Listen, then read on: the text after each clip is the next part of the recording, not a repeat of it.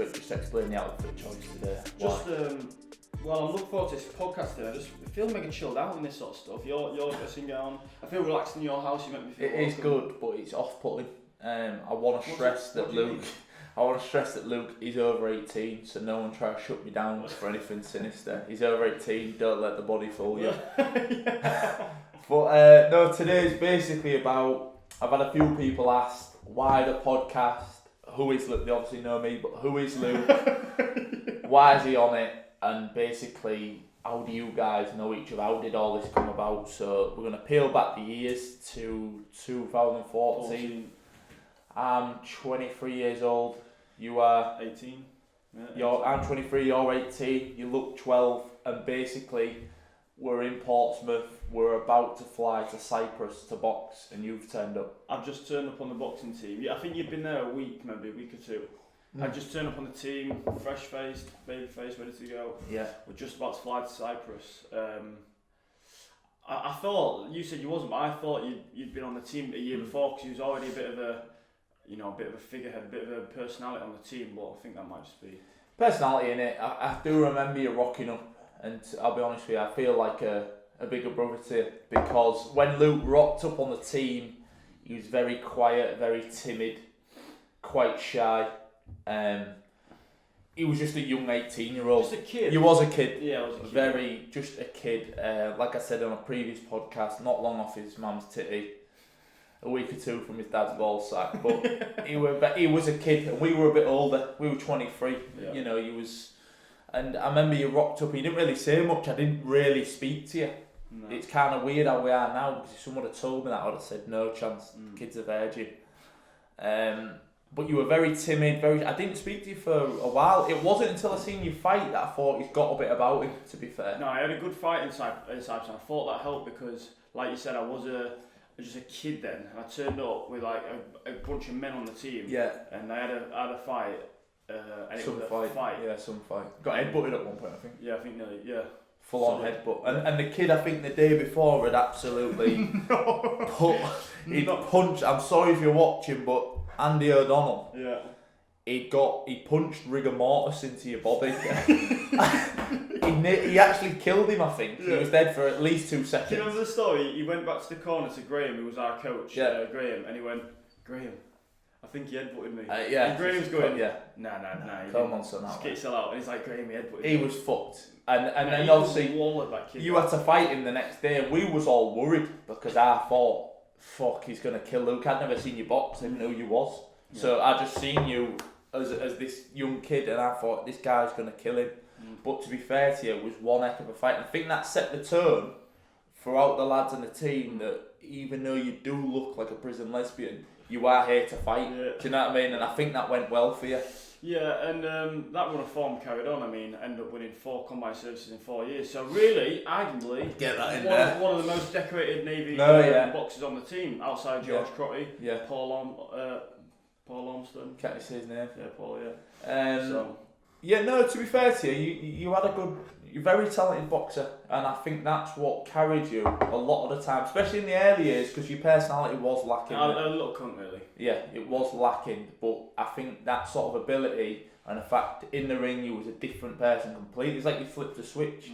You know, mumbling virgin out the ring, fierce warrior in the ring, and I think people seen that and I thought, you know, for everything the kid is outside the ring, it bodes a lot that he's a good fighter in the ring, and I think people seen that, and you can't argue with the law of the jungle. I don't care whether, you know, I don't like him or we don't agree or anything. The fact he can scrap, I've got to respect that. There's no other way. So yeah, I don't think we really chatted until like I found out we lived sort of 40 minutes away from each other, and we got the wrong side of the bridge. Yeah, Scunthorpe if no one knew. And we got a lift home together. And that's, I won't say where the friendship started, 'cause I didn't really like you then, because you made... Did you not? You made a comment about... I've been with an ex-girlfriend for about 5 years at this time. Can we say a name or not? Nah, leave that. She don't want airtime. She don't want to. But you was like, oh, how many birds you been with? And at the time, I'd just been with one bird. Yeah, sad. I was like, oh yeah, I just been with one lass. Like this lass is the one. Yeah. And you goes, that what last? And I was devastated. Yeah, no, what you like? You don't know me. I remember that there was there was an awkward silence, but was I wrong? No, you was bang on the money. And that's why I felt God. like your older brother, because I was just mentoring you through life. For people that know me, I've had many of young wayward boys under my wing. I take them all in. I look after them because I'm that type of character. And I felt like then, I didn't know it, but I was taking you under my wing then. You came to me, you said, I've been with this one girl, period. I could have lied to you and said you live happily ever after, but I can't lie. Do you know what I mean? So I had to be honest with you, and them premonitions did come true. And I think from then on, neither of us knew it, but we were going to be... I've always said, once blended, it can never be broken. And I think from then on, we've been pretty tight, believe it or not. We used to drive all the time up and down the line. Yeah. To where... yeah, I mean...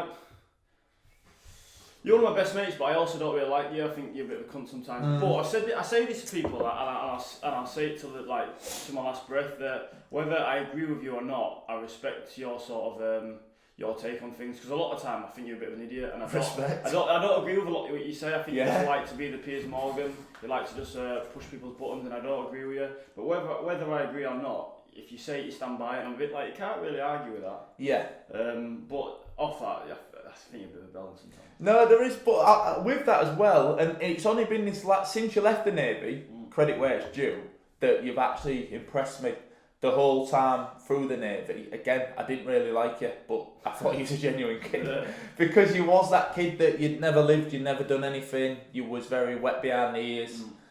We got on, but I found you like an annoying little brother. You was messy, smelly, grubby, like stuff I don't like. That was you, but you was like a little brother. But since you've left the Navy, you've come a long way. But as I've said before, how do you know it's real? I big you up behind your back, and I normally slag you off to your face, and that's how it goes. And we don't normally sit and talk about the good things about each other. Normally just say, you're skinny, and you say, I've got a big mouth. And that's kind of the way it goes. Yeah. But I think there is a lot more to it, and I would have never thought we'd have been here. No. Meeting them years back. I think all this, sort of, because we lived together, didn't we, for a good part of, on and off for 40 years, we sort of lived together, so, and you can't really get that sort of bond with people that you're, outside. It accelerates time, I think. It does. We've said before, 4 years in the Navy living together, or Marines, is 10 years outside, and so you develop that bond, but some of the stuff we've been through in terms of can we share? Go for it, mate. I was sexually abused on that team. No, I was, and that didn't help. You lot set about me. You 18. Right, one minute, because that's a big statement. You've got to come out of it now. So where was we? Was in Limston? I was at CTC, Limston Commando. I don't actually know what we're doing. There was some boxing event that we might have been watching, the Core Champs or something. Do you want to spin it? Because you tell stories a little bit better. So Luke's a young boy at the time. He uses sexually abused, but it wasn't that deep. It was royally for people that know that. But basically, there's a real monster within the Corps, Tal Wexler. For people that know him, disgusting guy, real creature. And me, Luke and Tal were having a conversation like this in the showers at the time.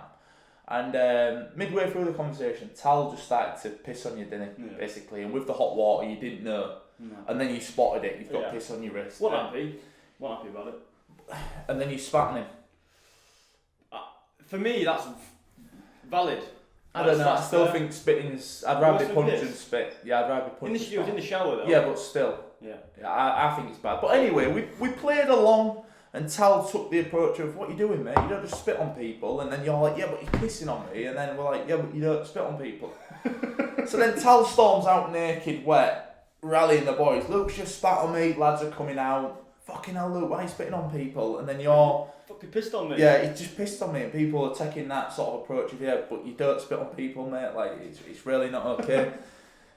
Fast forward about 7 seconds and then you were starfished in the air. I think the lads had strung you out basically naked. But a bird man, I was maybe 64 kilo. Yeah. After a big meal. 64 kilo. Yeah, so basically the lads have picked him up, they've pulled him out, and I won't say, but Tal was threatening to do stuff to you that you've never done before. And at one point, he just said, lads, I've never done this before. And it is a great story, and I think moments like that, it gels or blends the guys together because it makes you ultra comfortable. Like you say, it accelerates a friendship up. What you said there about being ultra comfortable, because I've told lads that story that's not in the like services, and they don't get it. They're like what? Weird, gay, but like you said there, there's sort of no filters when you live with someone. So there's nothing. You know, we share everything. Well, half an hour before this chat, you've just gone and destroyed my toilet with number 2, haven't you? Do you know what I mean? And that's where we're at with it, basically, is you're coming into my house, you're having a shit, neither of us are bothered. I come here, you give me 3 coffees in the space of half hour and then ask me not to shit at your house. No, it's a fair one. That makes sense. It's a fair one, but it looks like you've been throwing biscuits down the pan. There's brown marks all over it, which that's what upsets me when I go back to being grubby. But it is you, and I like you for who you are.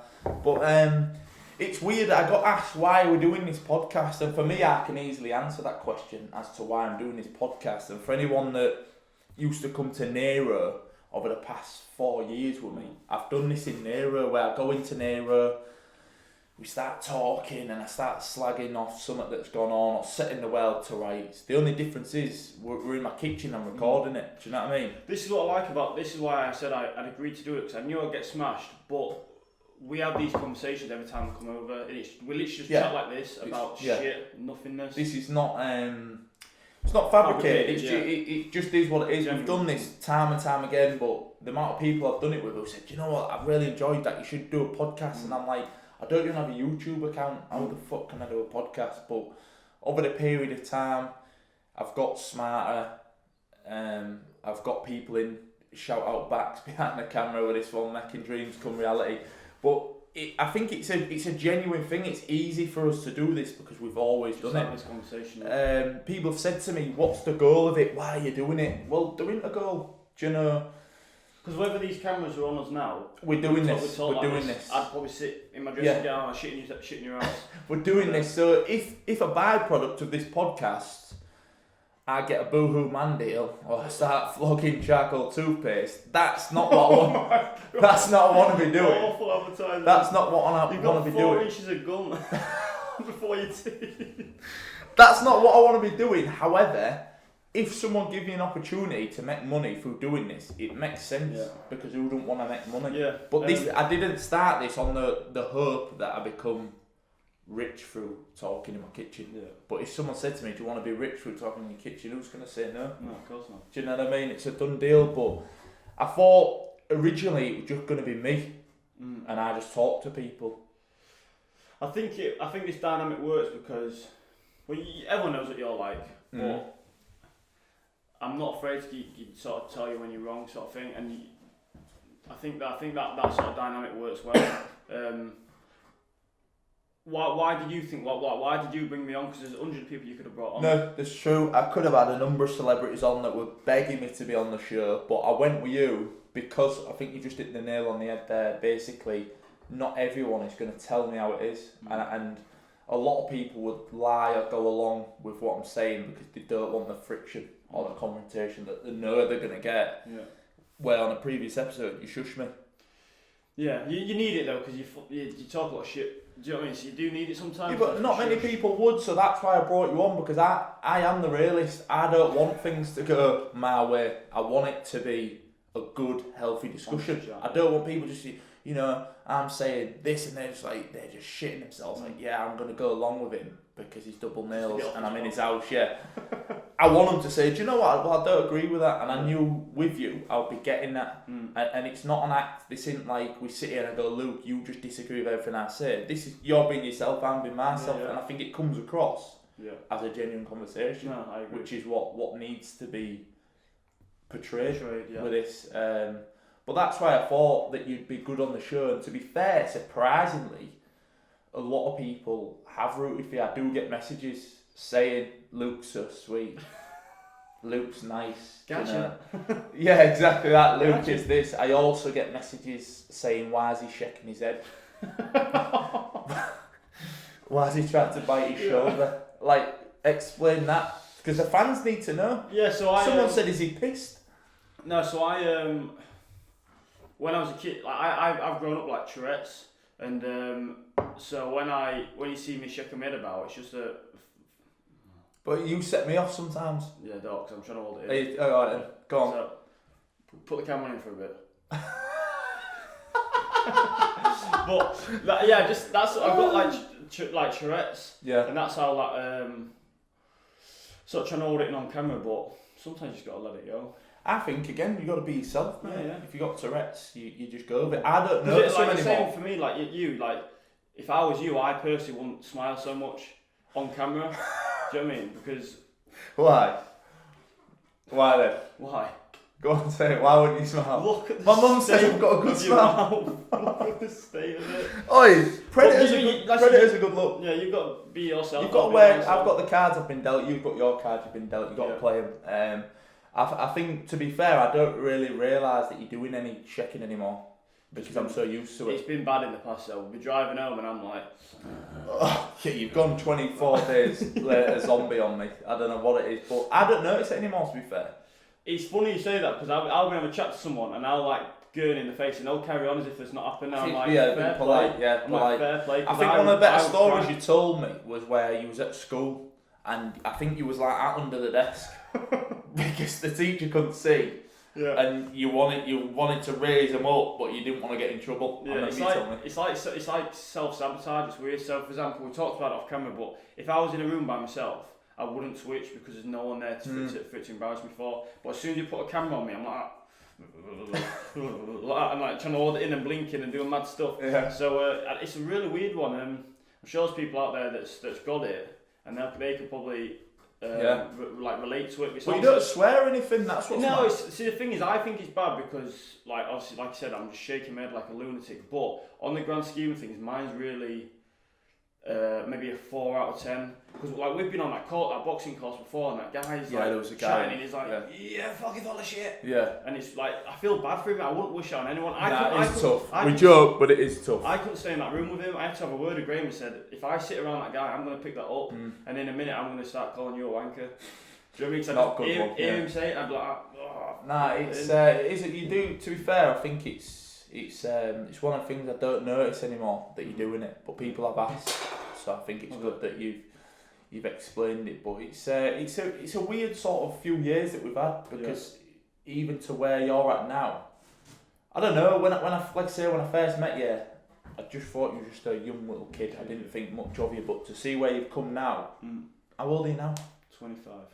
So you're a couple of years older than me When we met. when I met you. Yeah. And I'm thinking about when I was 25, if I'm being honest, and that's all I can be, you're ahead of me.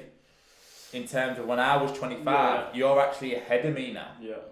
You know, not on like PBs of chest or squat or calf raises, but in terms of like, probably financially, and like, where, like, I don't know, you bought a house and everything now, haven't you? Yeah. To be fair, I had that, but I was broke as a joke back then. Yeah, you was forced into it by... Don't mention. No, I won't say. Because it's banned. No, I won't say. But... I was. Yeah. But it was a good decision. for The me. best thing she ever done for me, to be fair. Yeah, probably best than anything she ever did. Best and only thing, but it's, to be fair, where you're at now, I would have never thought you would be where you're at now when I met that 18-year-old. And that shows what you can achieve with rich mum and dad. No, but think about it. You've got the easy route. Well, how? I don't know. Because my dad's a self-employed joiner and my mum's a teaching assistant. I've been to your house. Yeah, it's a nice guy. Real nice guy. Yeah. Anything to use a nice guy, you freaking dragged up. Yeah, but that's the thing. I've been fighting my way up. You've had it easy. Your mum never practiced wrestling moves on you. That's what I worried about every time I came home from school. What wrestling moves my mum want to practice on me when I misbehave? Well, she's getting choked up. Yeah, you're going into nice little Sunny Delight and some cookies or something. Something nice. I swear there's a rainbow in your garden all the time. But it's but yeah, basically that's in a nutshell how me and Luke met. There's a few stories I'd like to share, but we'll be doing another one of these. We maybe shouldn't. And a bit of planning. Yeah. And we'll figure out. But in a nutshell, that's how me and Luke have met. How we've got to this stage of doing these podcasts in my kitchen, for all the right reasons, just to promote good, healthy chats on topics. I'm not interested in charcoal toothpaste deals or anything like that. But if it comes, it comes. I'll snatch it up. Do you know what I mean? But as always, I'm not everyone's cup of tea, but I'll never be taken for a mug. Just be yourself.